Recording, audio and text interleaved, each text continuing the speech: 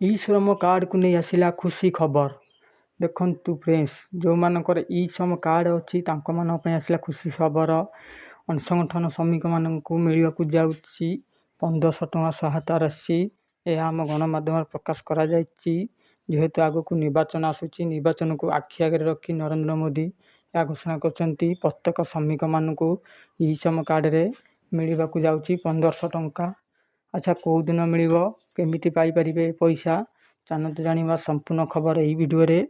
ଭିଡ଼ିଓକୁ ନୂଆ ଆସିଥିଲେ ଆମ ଚ୍ୟାନେଲକୁ ସବସ୍କ୍ରାଇବ୍ କରିବେ, ଲାଇକ୍ କରିବେ, ସେୟାର କରିବେ। ପ୍ରତ୍ୟେକ ଦିନ ଏମିତି ଆପଣଙ୍କ ପାଖରେ ପହଞ୍ଚିବ ନୂଆ ନୂଆ ନ୍ୟୁଜ୍ ଅପଡ଼େଟ୍।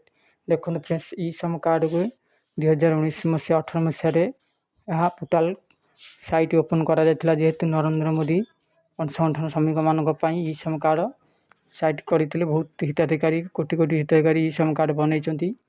ତେଣୁକରି ଆପଣମାନେ ଜାଣିଥିବେ ଇ ଶ୍ରମ କାର୍ଡ଼ରେ ଉତ୍ତରପ୍ରଦେଶ ଯୋଗୀ ସରକାର ପ୍ରତି ମାସରେ 500 ଟଙ୍କା ଲେଖାଏଁ ପ୍ରଦାନ କରୁଥିଲେ। ଏବେ ଓଡ଼ିଶାରେ ଖୁସି ଖବର ଆସିଯାଇଛି, ଓଡ଼ିଶାରେ ବହୁତ ହିତାଧିକାରୀଙ୍କୁ ମିଳିସାରିଛି ଇ ଶ୍ରମ କାର୍ଡ଼ରେ 1500 ଟଙ୍କା ଲେଖାଏଁ। ତେଣୁକରି ଆଗକୁ ଓଡ଼ିଶାରେ ଆଉ କିଛି ହିତାଧିକାରୀଙ୍କୁ ମିଳିବ। ଯେହେତୁ ଆସନ୍ତା କାଲି କିମ୍ବା ପରଦିନ ଭିତରେ ଇ ଶ୍ରମ କାର୍ଡ଼ଧାରୀଙ୍କୁ 1000ରୁ 1500 ଟଙ୍କା ଭିତରେ ପ୍ରଦାନ କରିବ ବୋଲି ସୂତ୍ରରୁ ଜଣାପଡ଼ିଛି। ଏହା ଗଣମାଧ୍ୟମରେ ପ୍ରକାଶ ପାଇଛି। ଯେଉଁମାନେ ଇ ଶ୍ରମ କାର୍ଡ଼ ବନେଇ ନାହାନ୍ତି, ତୁରନ୍ତ ଯାଇ ଆପଣମାନେ ଜନସେବା କେନ୍ଦ୍ର କିମ୍ବା ମୋ ସେବା କେନ୍ଦ୍ର ଅନଲାଇନ୍ରେ ଇ ଶ୍ରମ କାର୍ଡ଼ ବନେଇ ନିଅନ୍ତୁ। ଆପଣ ବି ଏହାର ସହାୟତା ଲାଭ ପାଇପାରିବେ।